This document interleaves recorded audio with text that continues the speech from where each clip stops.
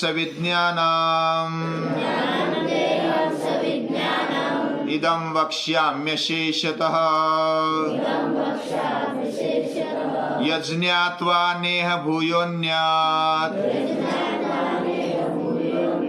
ज्ञातव्यमवशिष्यते ज्ञातव्यमवशिष्यते।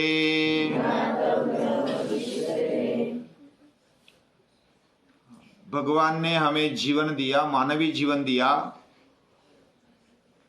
और उसके लिए क्या करना चाहिए। जैसा कोई कंपनी यंत्र बनाती है, साधन बनाती है, और उसके लिए कुछ मैनुअल दे देती है। मैनुअल यानी उसको कैसे उपयोग करना, उसका उपयोग, उसकी देखभाल, ये दे दिया जाता है।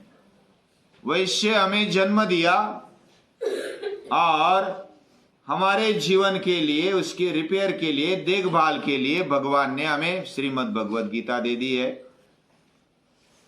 और गीता केवल शब्द मात्र, विचार मात्र नहीं है। गीता एक माता है और हम पुत्र बन करके उसके पास बैठे, पूजनीय भाव रखकर, अंतःकरण में शुद्ध भाव रखकर अगर हम माता के पास बैठते हैं तो माता का प्यार और माता का सब कुछ वो देने के लिए तो बैठी है। और इसलिए गीता माता भी है। गीता का ही जन्म उत्सव मनाया जाता है। ऐसा एक ही ग्रंथ है दुनिया में जिसका जन्मोत्सव मनाया जाता है, और वह भी नजदीक आया है। गीता जयंती मार्गशीर्ष शुद्ध एकादशी के दिन उसका जन्म हुआ। जैसा जिंदा आदमी का जन्मदिन मनाया जाता है, यानी वो जिंदा हुआ है ना, बाद में मरने के बाद भी मनाते हैं वो जन्म तिथि, और मरने के बाद पुण्यतिथि भी मनाते हैं। लेकिन गीता माता का जन्म हुआ, उसका कोई मरण नहीं है, वह अमर है। यह विचार, ये जो उसमें खजाना पड़ा है ना, ये मानवीय जीवन को समग्रता से उठाने के लिए वह सक्षम है। और ये विश्वास के साथ जो अभ्यास करता है, जो जानता है, उसको मानता है, उसका जीवन अपने आप ऊपर उठने लगता है।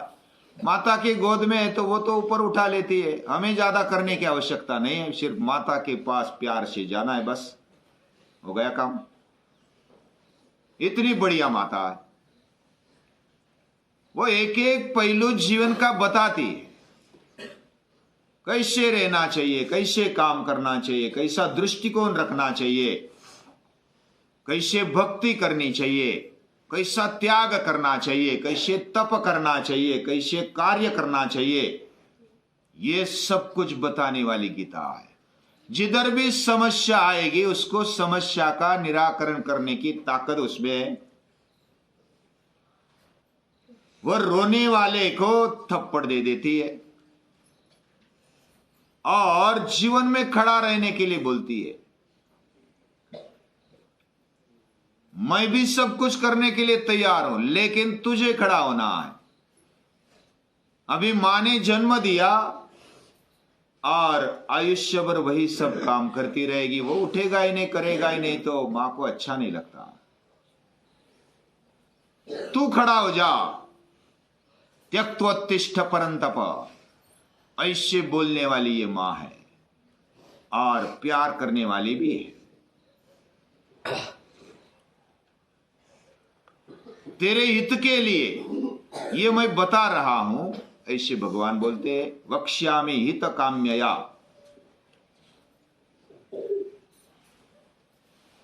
प्रियमानाय, ऐसे प्रियमान अर्जुन को हित के लिए वो बोलती है। ये माता है। हमारा हित किसमें है? ऐसा मां नहीं देखती कि हमें क्या अच्छा लगता है। तुझे चॉकलेट अच्छा लगता है तो ले ले।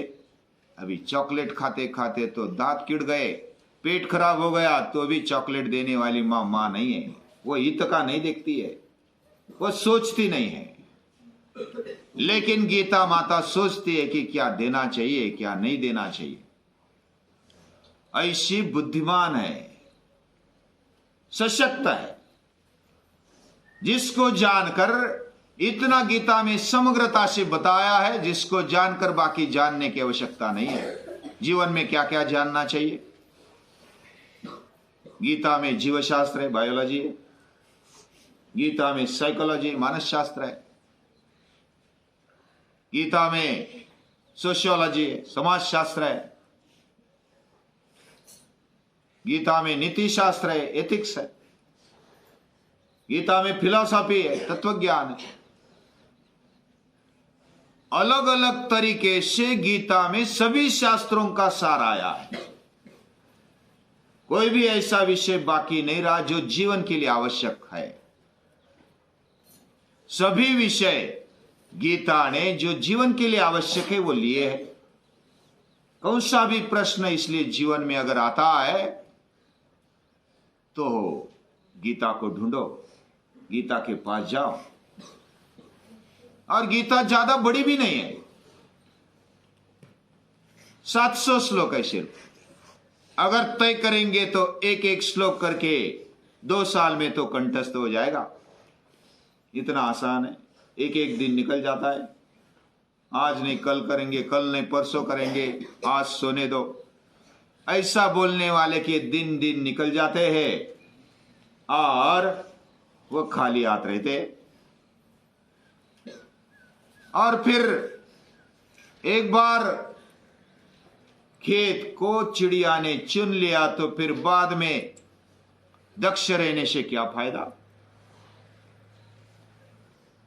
हमारे जीवन में विज्ञान के साथ ज्ञान देने वाली ज्ञानम तेहम सविज्ञानम इदम वक्ष्यामि अशेषतः, समग्रता से, समग्रता यानी सभी पहलू, क्या क्या पहलू है जीवन के वो हम देखते रहेंगे, लेकिन जीवन का एक भी पहलू छोड़ा नहीं। यानी सामान्य जीवन जीने से लेकर के, खाने पीने से लेकर के आत्मिक उन्नति कैसे करनी है यह भी बात गीता में बताई है। सामान्य बालक हो या विद्यार्थी, बड़ा कोई ज्ञानी हो या सन्यासी, उसके लिए भी योग्य मार्गदर्शन करने वाली गीता है। थोरो बताते हैं, बहुत विद्वान है, विचारवंत है। थोरो बताते हैं, मैं तो हर रोज गीता के ज्ञान में स्नान कर लेता हूं तो मेरा जीवन पवित्र रहता है, शुद्ध हो जाता है। जो हर रोज स्नान करेगा उसका शरीर शुद्ध रहेगा। जो हर रोज गीता में स्नान करेगा उसके शरीर के साथ साथ मनोबुद्धि भी शुद्ध रहेगी। और इसलिए जिन महापुरुषों ने गीता को उठाया, अपने जीवन में लाया, जाना, यज्ञात्वा न यह भूयोन्यत, दूसरा कुछ जानने के लिए बचता ही नहीं। गीता का अभ्यास करो, बाकी शास्त्रों की आवश्यकता नहीं, लेकिन समग्रता से पढ़ना चाहिए। कंठस्थ कर दे इसका मतलब अभ्यास हो गया, ऐसा नहीं है। कंठस्थ भी करना चाहिए, क्योंकि मैंने जब गीता कंठस्थ की तब मुझे इतना पता नहीं था कि गीता में इतना सब कुछ पढ़ा है। जब एक एक अर्थ समझने लगा तब मुझे पता चलने लगा कि अरे बाप रे, मेरे पास तो बहुत कुछ है। इतना है, मैं पूरी दुनिया को प्रेरणा दे सकता हूं, इतना मेरे पास है। किसी के सामने डरने की, छोटा समझने की आवश्यकता नहीं है। न आत्मानम अवसादय, इतना गीता ताकत देती है, ज्ञान देती है, शक्ति देती है, भक्ति भी देती है। और जो भी हम करेंगे वह पूरे इन्वॉल्वमेंट के साथ करना, ऐसी गीता बताती है। मैया आसक्त मना पार्थ, मुझ में आसक्त हो जाओ। हम आसक्त होते लेकिन वस्तुओं में होते, व्यक्तियों में होते। वस्तु में, व्यक्तियों में जो आसक्त होता है वो भोगी बन जाता है, रोगी बन जाता है बाद में। लेकिन जो भगवान में आसक्त होता है वह योगी बन जाता है। यही तो खासियत है। गीता बड़ा योग शास्त्र है। हमारे मन को, अंतःकरण को सही दिशा देने वाला, उसको सही उन्नति देने वाला, पूरे जीवन को अच्छा बनाने वाला, बढ़िया, उत्तम से उत्तम, पुरुषोत्तम बनाने वाली ये गीता है। ये बहुत बढ़िया है। और इतना रेडीमेड मिला है, सिर्फ बस अभ्यास करना है और हमारे जीवन में लाना है, खोजने की आवश्यकता नहीं। जिन ऋषियों ने, मुनियों ने, संतों ने इसको देखा, पहचाना, उसको फिर सुवर्ण पेटिका में रखने जैसा है। यानी जितनी भी कीमत दुनिया की नहीं होगी, हीरे, जड़ जवाहिर, जो भी रत्न पड़े हैं, उससे बढ़िया ये कीमती है। उसकी कोई कीमत नहीं हो सकती। इतनी देंगे तो भी वो कम पड़ेगा। और इसलिए गीता ये बहुत ही बढ़िया माता है। इससे बढ़कर दूसरी कोई माता नहीं। हमारा जीवन और ये दुनिया और दुनिया बनाने वाला,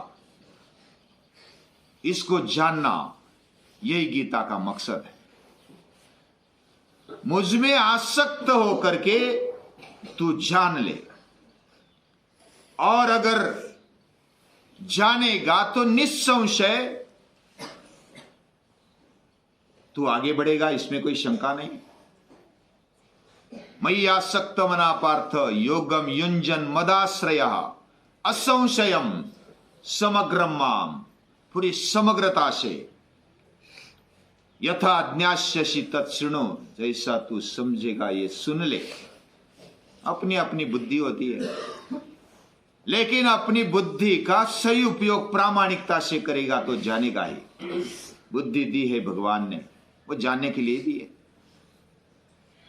और ये ज्ञान विज्ञान के साथ, नॉलेज विथ टेक्नोलॉजी, ऐसा हम अर्थ ले सकते, अलग अलग अर्थ निकाल सकते। विशेष प्रकार से ज्ञान, हमें ज्ञान होना चाहिए। अगर वो समग्रता से नहीं हुआ, समझो कि हाथी की कहानी हम सुनते हैं। 6 अंधे आ गए, उन्होंने हाथी को देखा।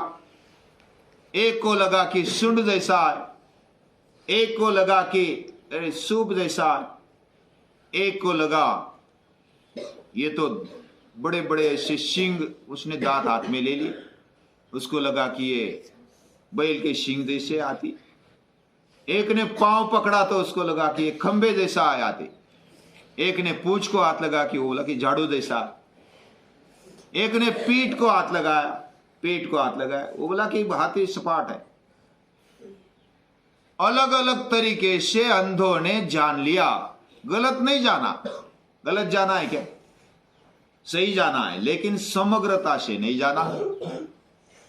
तो हम भी अपने जीवन को, जीवन के कर्ता धर्ता को समग्रता से जाने तो कोई जानने की आवश्यकता नहीं होती, लेकिन उसको जानने के लिए हमें भक्ति की आवश्यकता है।